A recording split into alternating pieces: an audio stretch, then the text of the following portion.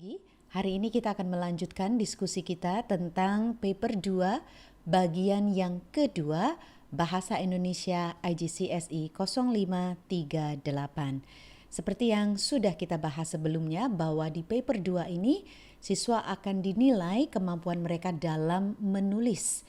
Dan di bagian kedua ini siswa boleh memilih mau menulis salah satu jenis karangan, baik itu argumentasi, deskripsi, atau narasi.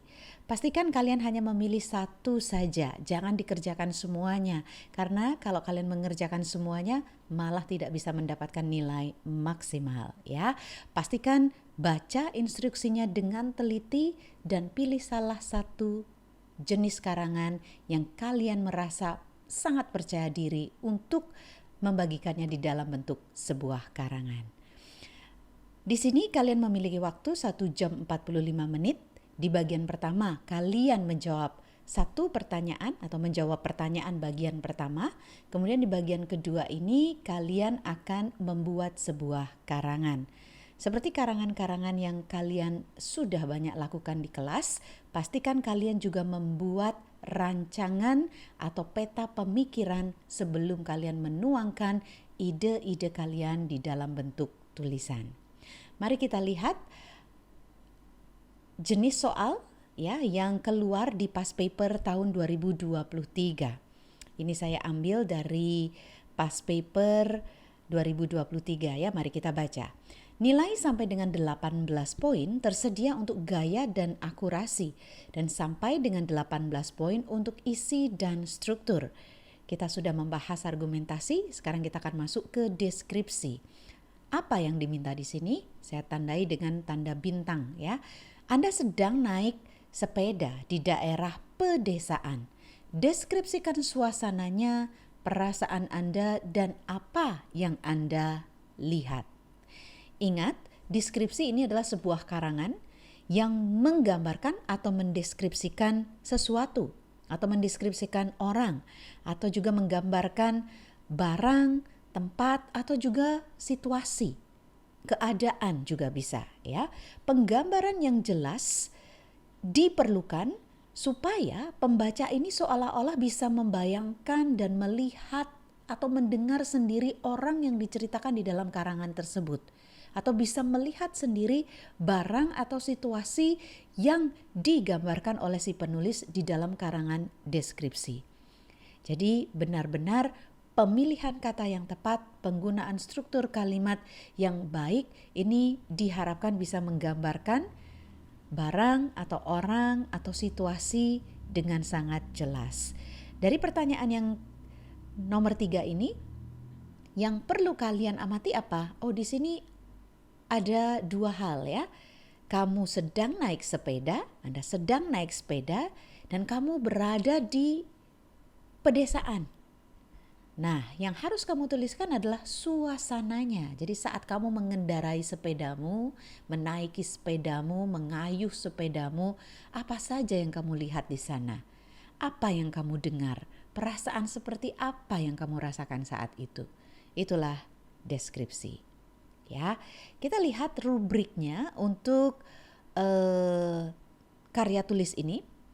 Ini saya ambil dari Marksim 2023 ya. Di situ disebutkan bahwa untuk menilai karangan deskripsi ini ada dua rubrik yang berbeda. Yang pertama adalah table A atau table A ini akan menilai gaya dan akurasi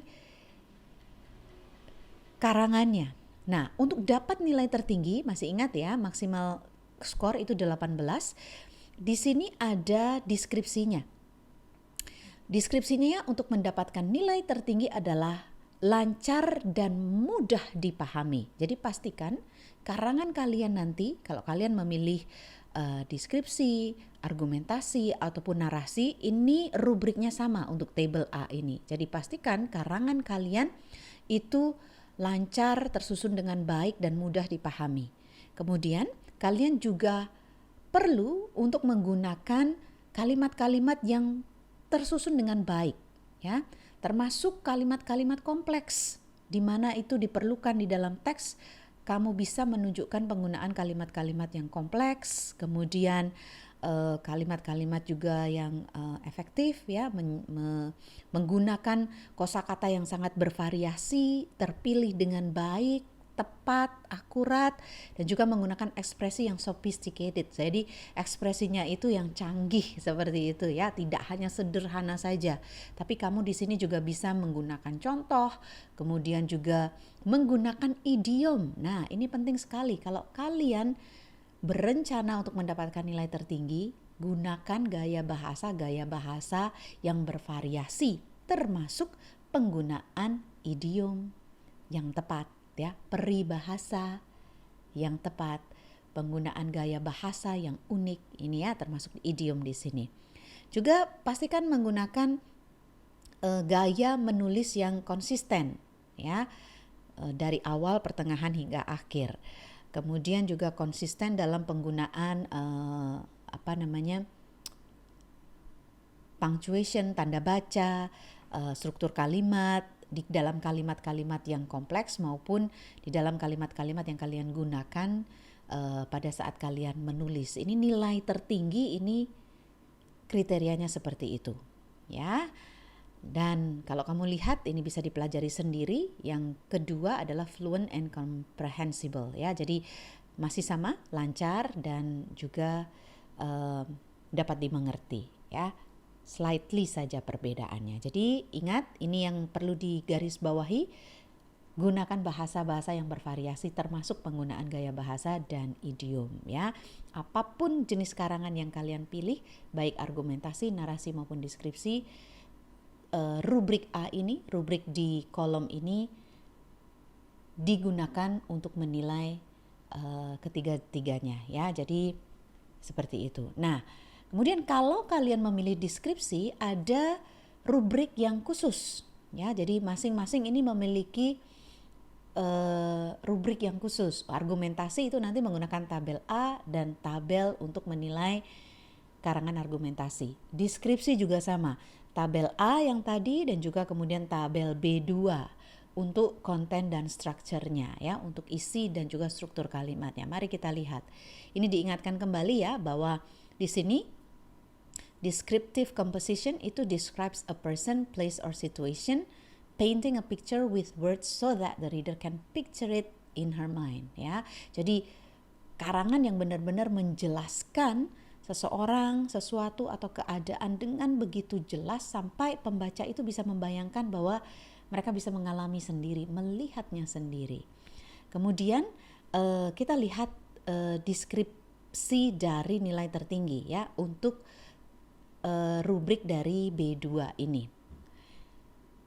Consistently present relevant, well-defined and well-developed ideas and images. Jadi jawaban kalian ini konsisten dan mempresentasikan ide-ide atau gambaran ya. Kalau kamu menggambarkan sesuatu atau menggambarkan tadi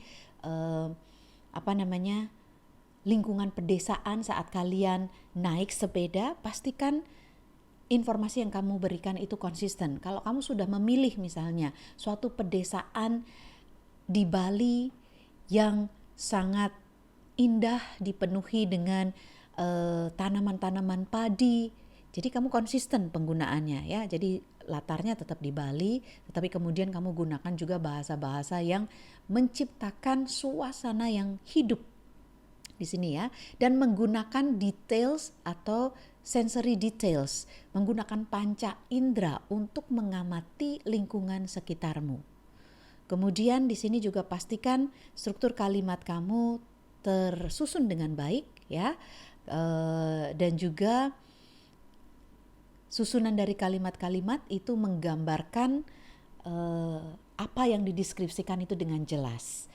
Tabel di sebelah kanan ini menunjukkan panca indera kita, senses kita ya, yang bisa kalian gunakan untuk mengamati suatu pemandangan di desa. Saat kamu mengamati pemandangan, sudah pasti kamu menggunakan mata untuk melihat ya. Dan kata kerja yang bisa kamu gunakan tidak hanya dengan menggunakan kata melihat terus-menerus, kamu bisa menggantinya atau memvariasikannya dengan kata memandang, mengamati, mengawasi para penduduk desa yang sedang sibuk bercocok tanam. kemudian melihat ada kerbau berwarna hitam yang baru saja keluar dari kubangan lumpur, ya. Atau kamu juga menggunakan kata menyapu pandang, ya, scanning your environment gitu, ya. Jadi gunakan kata-kata kerja yang bervariasi untuk mendeskripsikan apa yang kamu lihat. Lalu dengan telinga, apa yang kamu gunakan, kata kerja yang bisa kamu gunakan? Kamu bisa menggunakan kata mendengar, menguping, terdengar, sayup-sayup, bisikan angin yang semilir, ya, suara anak-anak yang mengendap-endap pulang misalnya, dan sebagainya. Kemudian kalian juga menggunakan hidung untuk mengamati alam sekitar, mencium udara yang begitu segar, berbeda sekali dengan udara di Jakarta yang penuh dengan asap. Menghirup harum bunga di sekitar sawah, bunga-bunga liar yang terlihat begitu indah dan aromanya begitu menggoda. Nah, kamu bisa menggunakan kata yang bervariasi, membaui, mencium aroma, menyengat hidung, dan sebagainya, ya. Kemudian panca indera berikutnya yaitu lidah, ya, mengecap. Setelah kamu mungkin seharian berkeliling mengitari desa, kamu juga punya kesempatan untuk mampir di sebuah warung sederhana dan di situ kamu mengecap teh manis yang begitu segar setelah seharian bersepeda mengelilingi desa, ya. Dan kamu juga bisa menambahkan kata-kata seperti mengecap rasa manis, mencerna apa yang kamu rasakan, ya, mengulum, mengunyah, dan sebagainya. Kemudian jangan lupa juga panca indera yang terbesar dalam tubuh kita juga yaitu kulit. Dan dengan kulit ini kamu bisa merasakan banyak hal. Ingat, kamu mengamati daerah pedesaan ini dengan bersepeda. Pasti kamu merasakan sesuatu, ya. Di kakimu mungkin pertama kali kamu merasakan dinginnya udara pagi, embun yang menyentuh kulitmu, ya. Kamu merasakan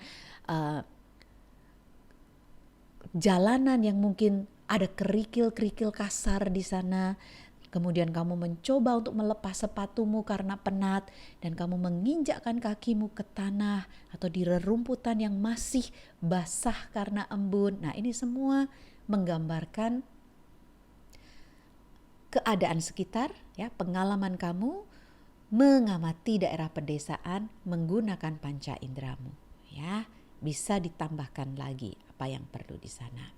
Kemudian gaya bahasa di sini, ya. Saya hanya mengingatkan sedikit, ada banyak gaya bahasa. Ada di sini saya ambil beberapa yang berhubungan dengan lingkungan pedesaan. Misalnya, burung-burung bernyanyi di pepohonan pada pagi hari.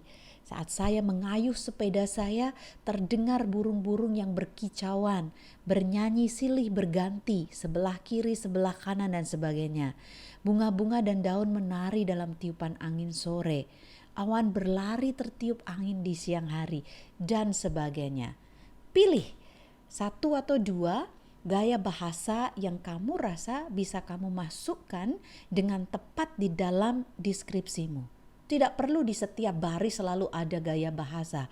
Bisa jadi malah terlalu banyak dan tidak akurat, ya. Pilih dengan teliti, gunakan 1-2 dan kemudian juga pastikan kamu menjabarkan apa yang kamu deskripsikan itu dengan bahasa yang lugas, jelas, dan bagi pembaca itu bisa membayangkan bahwa seolah-olah kita semua yang membaca karanganmu, karangan deskripsi ini bersama-sama pergi dengan kamu ke desa tersebut, ya. Itu tantangannya untuk membuat karangan deskripsi. Gunakan kata-kata yang sangat imajinatif, ya, dan juga menggambarkan keadaan yang begitu jelas. Kemudian jangan lupa juga menggunakan konjungsi atau kata-kata penghubung, ya. Banyak hal yang bisa kamu gunakan, boleh dibaca dan dipelajari sendiri di sini. Pilih mana yang paling tepat untuk karangan kamu, ya. Jadi karangan kamu ini jika menggunakan konjungsi yang tepat, susunan kalimatnya menjadi lebih terstruktur dengan baik, ya. Juga dengan menggunakan kalimat penghubung, ada konjungsi korelatif, ya. Ini contohnya misalnya, tidak hanya para petani yang sedang sibuk bekerja di pagi hari, tetapi juga anak-anak kecil yang berlari-larian mencoba untuk membantu orang tua mereka menebar benih atau apa ya dan sebagainya ya. Tidak masalah jika kerbau itu berlari pulang tanpa dijaga oleh si gembala.